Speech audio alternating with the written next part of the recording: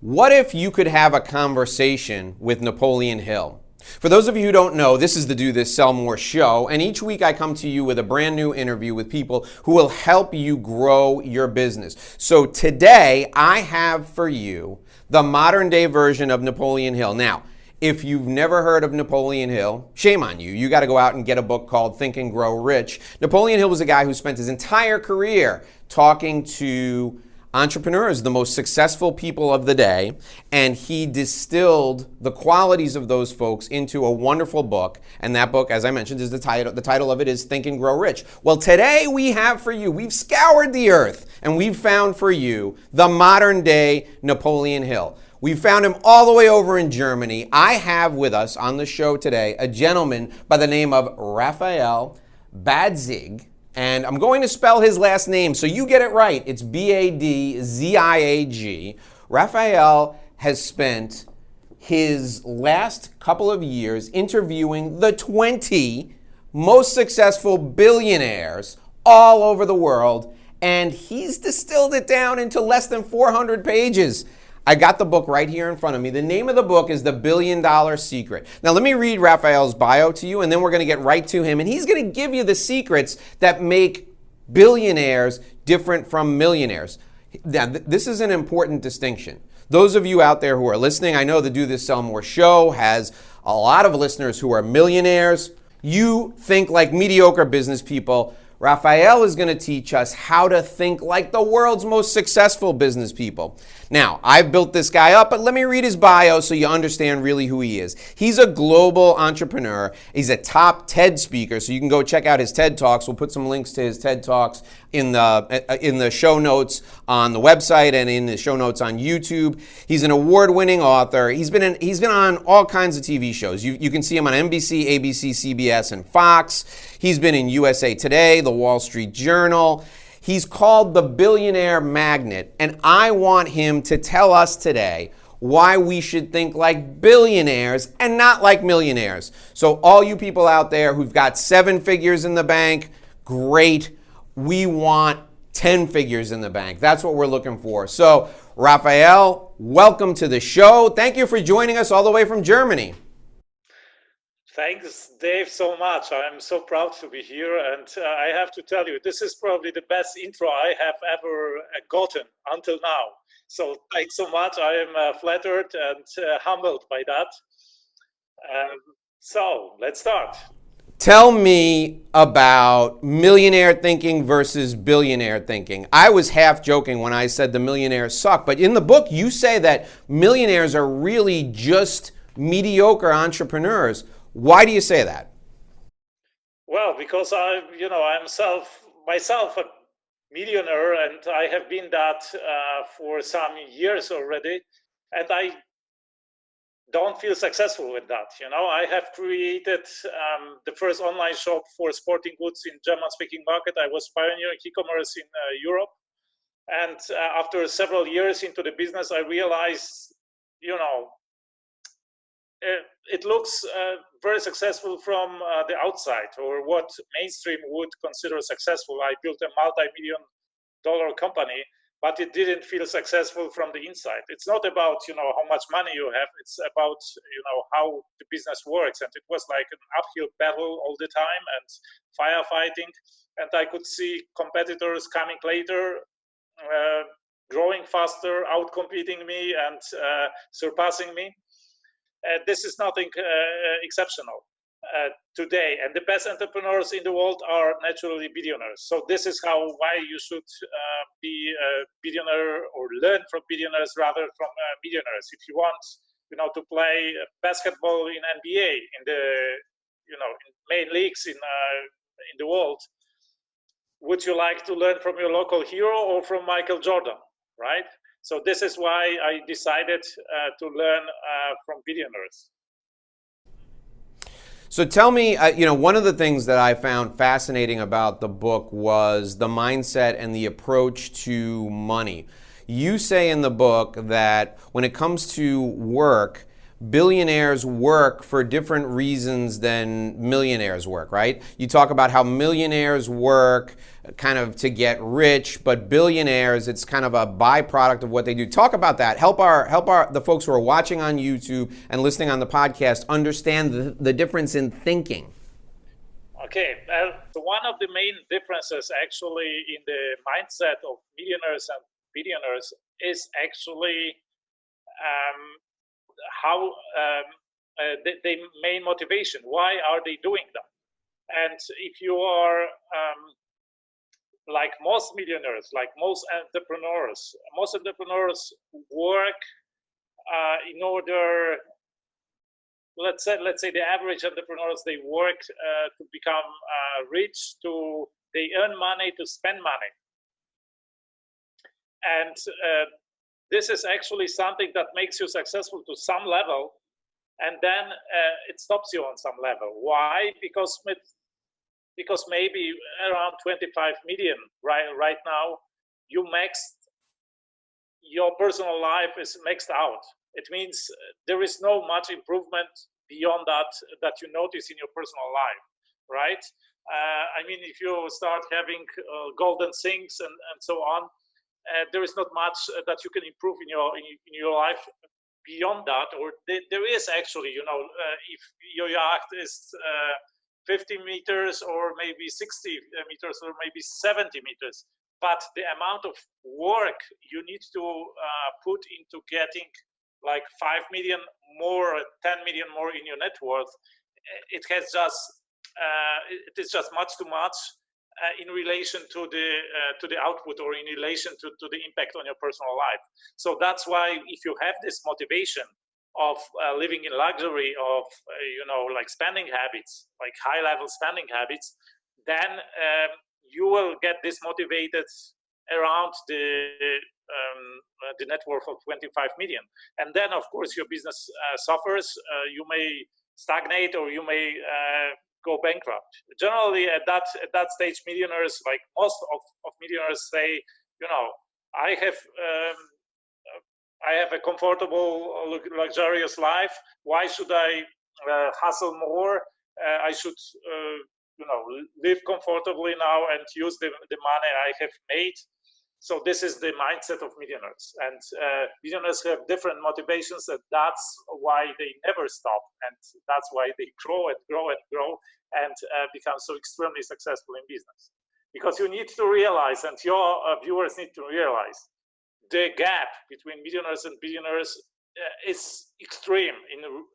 Billionaires are extremely rare creatures. Only 1 in 5 million people in the world, on average, is a billionaire. So it's like winning the main pot, like meeting a billionaire by chance on street is comparable to winning the main pot in the national lottery, right? So for that book, I needed to interview at least 20 billionaires. So do you know anybody who won the main pot in the national lottery 20 times? Common sense tells us this is not possible, right?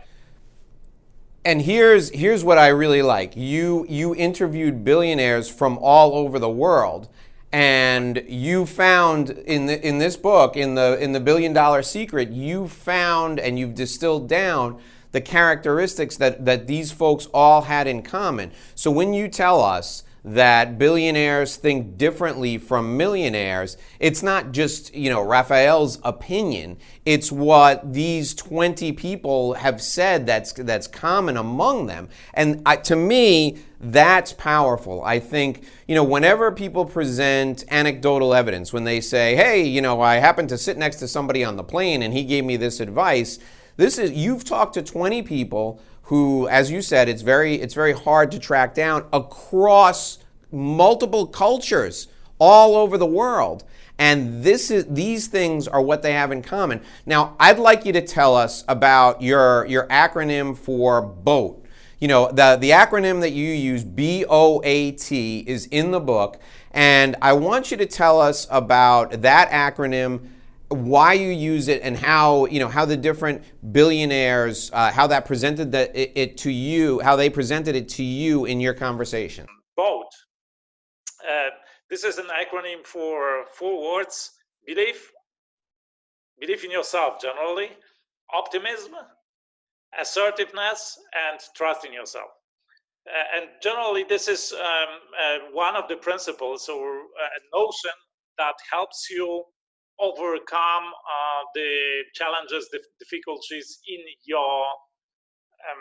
your career, right? Because it is a fallacy to think you can become a billionaire by chance or by lucky strike and one great deal and you are a billionaire. No, these people I have here in the book, they are from traditional industries, and they worked on that for decades, for entire lives. And you need to realize, nevertheless, that the speed of their how quickly they build their wealth is just outrageous. I give you an example. I have a friend who was telling me like 2 years ago he was making like $500,000 a year, right? $500,000 a year. So by all means, he is a millionaire in net worth, right? Because he's doing that for several years. Of course, a millionaire in net worth. But you have to realize, in order for him to become a billionaire, he would have be born before Jesus Christ, right? With that speed of making money. So, and billionaires manage to become billionaires just within one lifespan. This is just outrageous. Okay, now coming back to the boat, so to say. It is a fallacy that when you listen or you read these stories about overnight success, success doesn't come overnight. It needs a long preparation. It needs a lot of hustle, and first of all, also overcoming all the obstacles and challenges. And there's always something going wrong, and there is always something like stopping you from achieving something, and you need to overcome all of that. And for that, you need this boat. So you need to believe in yourself. You need to be optimistic. You need to be assertive. So stay at the ball, so to say, and then of course trust that you can do that. And I can give you some examples here, like Tim Draper, an American legendary VC investor in Silicon Valley. He was the first investor in Tesla, in Baidu, in Skype, and several other companies. And Tim told me, that actually you have the choice to be an optimist or a pessimist in your life. But pessimists never achieve anything. They always tell you the reasons why something can't work. And optimists are the only people who actually can achieve something, because they believe maybe in some cases or in many cases they are wrong, but in the cases where they are right, then they are able, or they have the chance to achieve it, right? When optimists or where pessimists never achieve anything. And also, when you read through that book, and probably if you read, for example, the first chapter already, you realize that all these billionaires, they didn't become so extremely successful because of the conditions they were born in, because of some favorable circumstances. No, they became so successful despite of all these conditions. With most of these people, nobody, not you and not your audience, would like to change in their lives. I mean, from what level they started, and the difficulties, and also poverty and hunger, partially, that they had to overcome. Today we're talking with Raphael Badziag, and I'm going to spell his last name for you, Badziag. We brought him in all the way from Germany via the magic of video. He's giving us the $1 billion secret. He's talking today about the facts that he's distilled from his interviews with 20 different billionaires across multiple cultures, across the globe. And Raphael, I'd like you to spend some good quality time with us talking about the 6 habits of wealth. let's go into the 6 habits of wealth, because the first 2 have nothing, absolutely nothing to do with money. So I want you to talk to us about the 6 habits of wealth and why they're so important. These 20 people who are billionaires gave you these 6 habits. It's a gift that you're going to give now to our audience. So share it with us, please. Yeah, I mean, generally, it's not like billionaires think about money. I just published a video on my YouTube channel with Lidio Parisotto, a Brazilian billionaire, who just says, we don't think, billionaires don't think about money. Money is necessary in business to build something. This is the universal fuel in business, but this is not something that, for example, Lidio Parisotto or other billionaires I have interviewed work for. I mean, you may work for money till you make your first million, or maybe today till you make your 10 million, your first 10 million. But after that, you have a different fuel that propels you, and this is your passion. And I have described several of these motivators in my book. But coming back to your question. So the 6 principles or the 6 habits of wealth, these are shared by all the billionaires. And first principle is that billionaire entrepreneurs, they get up early. And every of my interviewees, they have this habit. They get up on average at 5:30 a.m. Some of them get up even I have billionaires who get up at 4 a.m., right? The others maybe at 6 a.m., but on average 5:30. So get up early.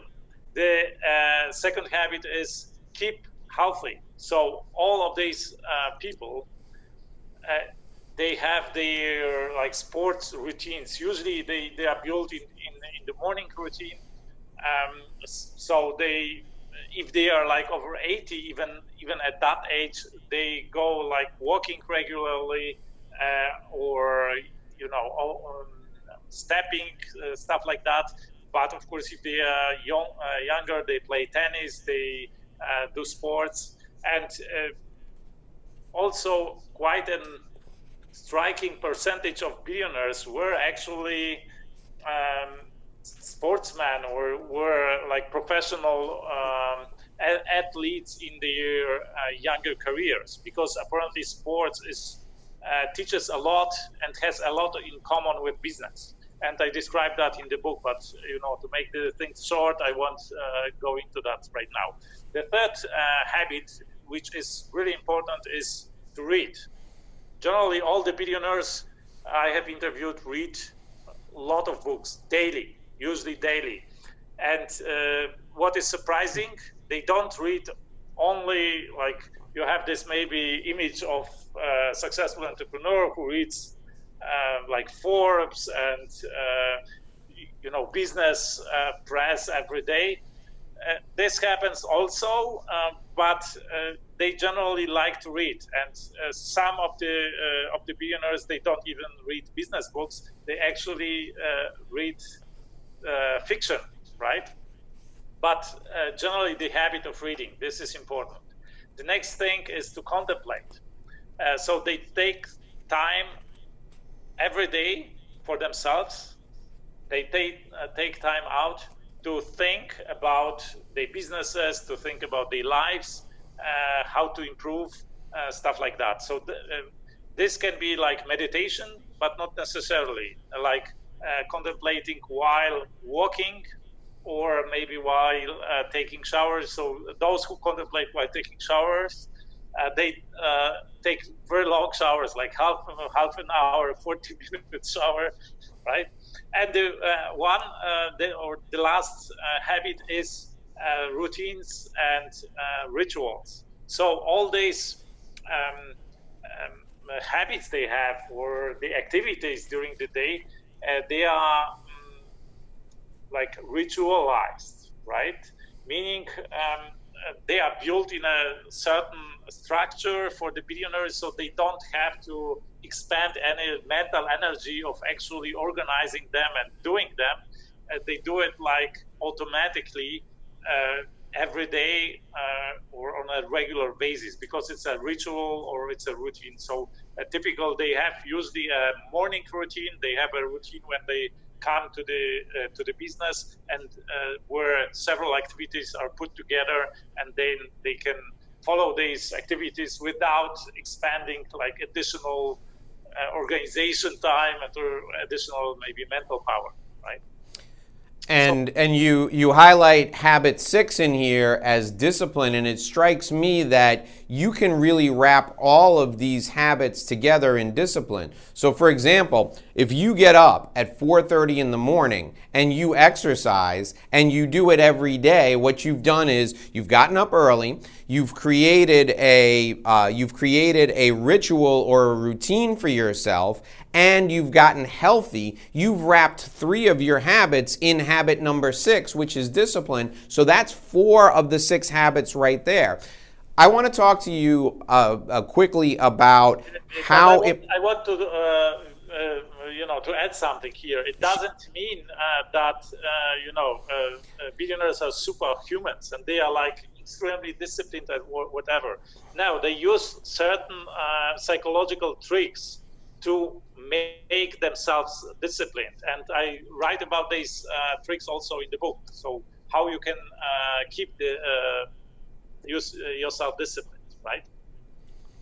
Yeah. Two weeks ago, I talked to a gentleman named Cody Reed. We did an interview with him on the Do This Sell More show. He's a general sales manager in a car dealership. And I said to him, Cody, what do you do when people go into a slump? When people just can't sell cars? How do you break them out of a slump?